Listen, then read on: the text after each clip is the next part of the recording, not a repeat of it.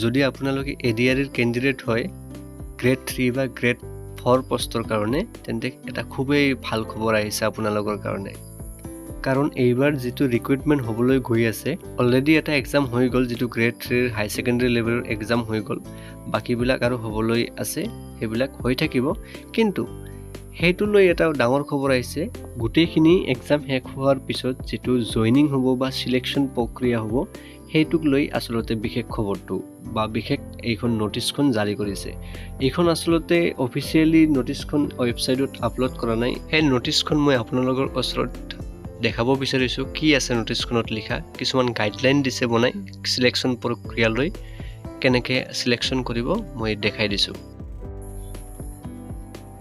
এইটো সাবজেক্টটো লিখা আছে আপোনালোকে চাব পাৰে guideline for recommendation of candidates by the state level recruitment commission for class 3 post and class 4 post যিটো ইয়াতে ক্লাছ 3 আৰু ক্লাছ 4 পোষ্ট বুলি কৈছে আচলতে এইটো গ্ৰেড 3 আৰু গ্ৰেড 4ৰ পোষ্ট হয়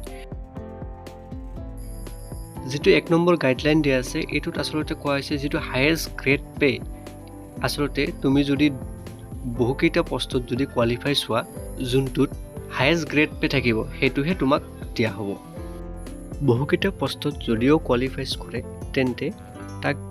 গ্ৰেড পে যিটোত বেছি থাকিব সেইটো দিব তাৰ কাৰণে বাকীকেইটা পোষ্ট ৰৈ নাথাকিব দ্বিতীয়টোত কৈছে 2 নম্বৰটোত যদি তুমি মাল্টিপল পোষ্টত কোৱালিফাই হৈছা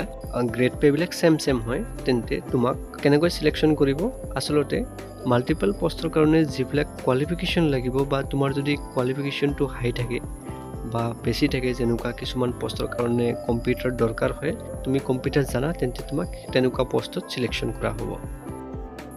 3 নম্বৰ কণ্ডিশ্যনটো এনেকুৱা ৰাখিছে যদি তোমাৰ বহুকেইটা পোষ্টত তোমালোকে কোৱালিফাই কৰিছা আৰু গ্ৰেড পেবিলাক ডিফাৰেণ্ট হয় তেন্তে তোমাৰ যিটো হায়াৰ ৰিকুৱেষ্টেড কোৱালিফিকেশ্যন থাকিব যিটো কোৱালিফিকেশ্যন তোমাৰ হাইয়েষ্ট থাকিব কোনটোত তুমি বেছি কোৱালিফাইড হয় সেইটো পোষ্ট তোমাক আচলতে দিয়া হ'ব 4 নম্বৰ কণ্ডিশ্যনটো এনেকুৱা ৰাখিছে যে তুমি গ্ৰেড 3 আৰু গ্ৰেড 4 পোষ্টত দুটাতে কোৱালিফাই হৈছা কিন্তু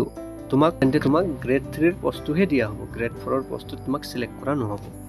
ইয়াৰ পৰা এইটোৱে লাভ হ'ব কেণ্ডিডেটবিলাকৰ যে অভাৰলেপিংটো নোহোৱা হ'ব এই কাৰণতে আগতে এনেকুৱা আছিলে যে এজনে বহুতকেইটা পোষ্টত সিলেক্ট হৈছিলে আৰু এটা পোষ্টত তাক সিলেক্ট কৰিছিলে বাকী 2-3টা পোষ্টবিলাক ৰৈ গৈছিলে এতিয়া এইটো ৰৈ নাযাব তো এতিয়া সকলোৰে জব পোৱাটো